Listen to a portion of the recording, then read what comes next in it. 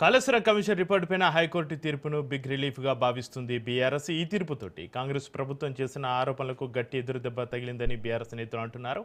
గత ఎన్నికల్లో తమ ఓటమికి కాళేశ్వరం అంశాన్ని కాంగ్రెస్ రాజకీయంగా వినియోగించుకుందని ఆరోపించిన బీఆర్ఎస్ ఇప్పుడు హైకోర్టు తీర్పు నిజాలను బయటపెట్టిందని అంటుంది. కూలింది కాళేశ్వరం ప్రాజెక్టు కాదని, కాంగ్రెస్ మోసపూరిత ప్రచారమే కూలిపోయిందని విమర్శించింది. కొంతకాలం కొందరిని మోసం చేయొచ్చేమో కానీ ఎప్పటికీ ప్రజలను తప్పుదోవ పట్టించడం సాధ్యం కాదని బీఆర్ఎస్ నేతలు వ్యాఖ్యానిస్తున్నారు. ఈ తీర్పు రాబోయే ఎన్నికల్లో కాంగ్రెస్కు భారీ రాజకీయ దెబ్బ అవుతుందని, ప్రజలు నిజం గుర్తిస్తారని బీఆర్ఎస్ నేతలు చెబుతున్నారు.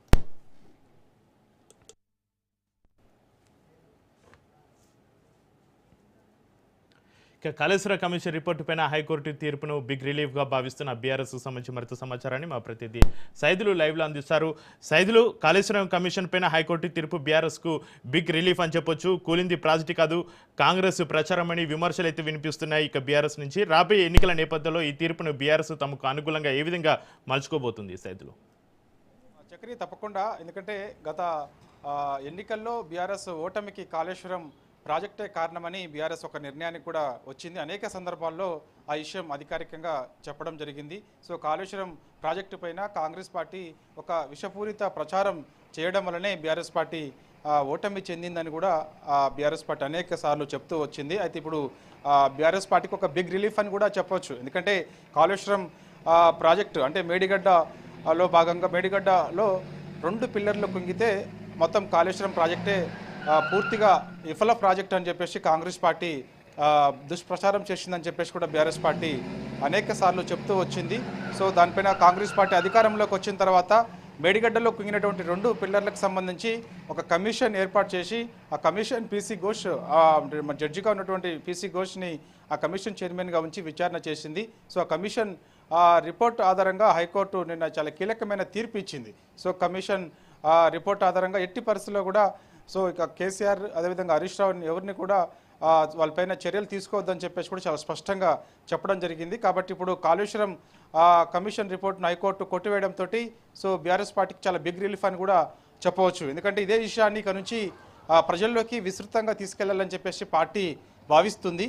సో ఖచ్చితంగా రానున్న ఎన్నికల్లో అంటే 2029 శాసనసభ ఎన్నికల్లో ఖచ్చితంగా ఆనాడు 2023 శాసనసభ ఎన్నికల్లో కాంగ్రెస్ పార్టీ ఏ విధంగా అయితే కాళేశ్వరం ప్రాజెక్ట్ని ఒక విఫల ప్రాజెక్ట్ అని చెప్పేసి ఎన్నికల్లో విస్తృత ప్రచారం చేసిందో కాళేశ్వరం ప్రాజెక్టు తెలంగాణ గుండెకాయ కల్పతెరువు అని చెప్పేసి 2029 శాసనసభ ఎన్నికల్లో ప్రజల్లోకి తీసుకెళ్లాలని చెప్పేసి కూడా బీఆర్ఎస్ పార్టీ నిర్ణయానికి వచ్చింది. చాలా బిగ్ రిలీఫ్ అని కూడా బీఆర్ఎస్ పార్టీ నాయకులు చెప్తున్నారు. ఎందుకంటే గత కొన్ని రోజుల నుంచి కూడా ఎందుకంటే దాదాపుగా అతిపెద్ద ప్రాజెక్టు అంటే ప్రపంచంలోనే అతిపెద్ద లిఫ్ట్ ఇరిగేషన్ ప్రాజెక్టు ఆనాడు నీళ్లు నిధులు నియామకాల పేరుతో తెలంగాణ రాష్ట్రాన్ని సాధించినటువంటి కేసీఆర్ అధికారంలోకి వచ్చిన తర్వాత తెలంగాణ రాష్ట్రాన్ని సస్యశ్యామలం చేయాలని చెప్పేసి రైతులకు మేలు చేయాలని చెప్పేసి దాదాపుగా 94,000 కోట్ల రూపాయలతో అతిపెద్ద లిఫ్ట్ ఇరిగేషన్ ప్రాజెక్టు కాళేశ్వరం ప్రాజెక్టుని ఆయన నిర్మించడం జరిగింది. అందులో మేడిగడ్డ ఒకటి, దాదాపుగా మేడిగడ్డలో 2 పిల్లర్లు కుంగడం వల్ల అది పూర్తిగా విఫల ప్రాజెక్ట్ అని చెప్పేసి కాంగ్రెస్ పార్టీ ఎన్నికల సమయంలో ఒక దుష్ప్రచారం చేసింది.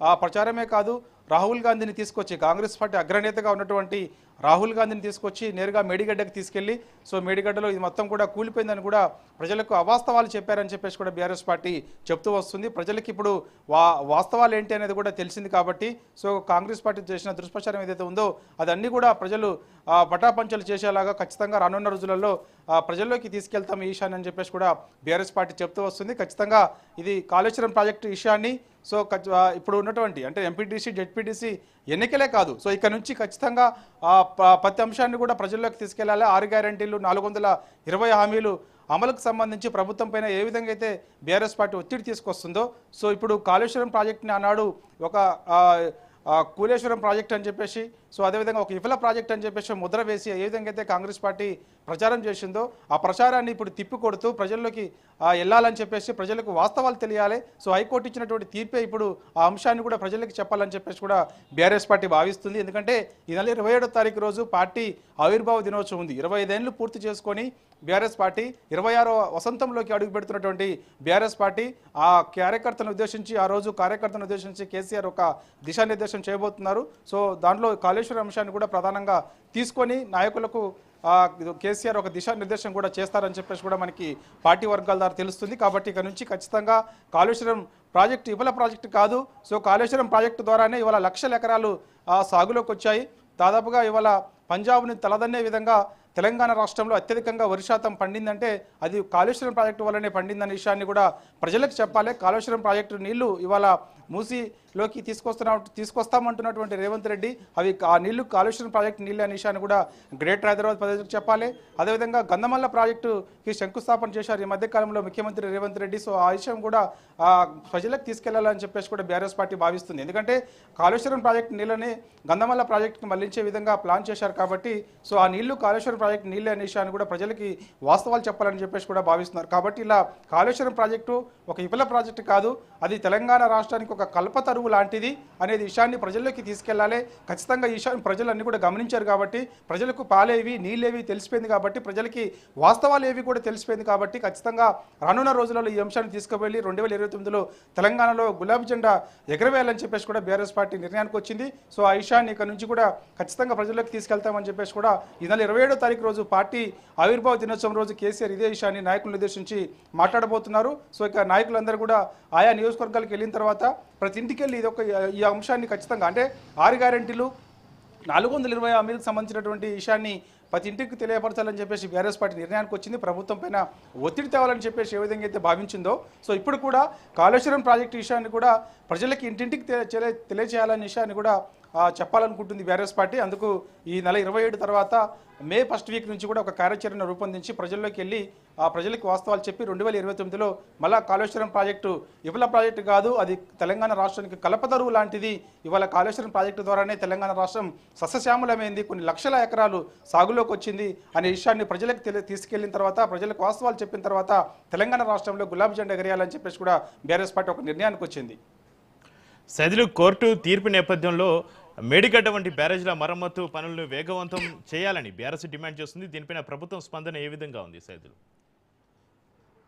ప్రభుత్వ స్పందన మేడిగడ్డని రిపేర్ చేయాలని చెప్పేసి కూడా ఒక నిర్ణయానికి వచ్చినట్టుగా తెలుస్తుంది. ఎందుకంటే ఈ సంవత్సరం ఎండల తీవ్రత ఎక్కువగా ఉండడం వల్ల సో ప్రజలు ముఖ్యంగా తాగునీరుకి ఇబ్బందులు పడే అవకాశం అయితే ఉంది. ఉత్తర తెలంగాణ కాదు దక్షిణ తెలంగాణలో కూడా ఇలాంటి సమస్య ఎక్కువగా ఉంటుందని చెప్పేసి కూడా భావించిన తర్వాత ఖచ్చితంగా ఇక మేడిగడ్డ రిపేర్ చేయాల్సిందని చెప్పేసి కూడా రాష్ట్ర ప్రభుత్వం ఒక నిర్ణయానికి వచ్చినట్టుగా కూడా తెలుస్తుంది. దానిలో భాగంగా ఈ మధ్యకాలంలో చూసాం, ఈ వారంలో సీఎం రేవంత్ రెడ్డి నిపుణులతో కలిసి ఆయన మేడిగడ్డ ప్రాజెక్టుని పరిశీలించారు. కాబట్టి త్వరలోనే దాన్ని రిపేర్ చేయాలని చెప్పేసి కూడా ప్రభుత్వం భావిస్తుంది. Right, thank you Saidulu.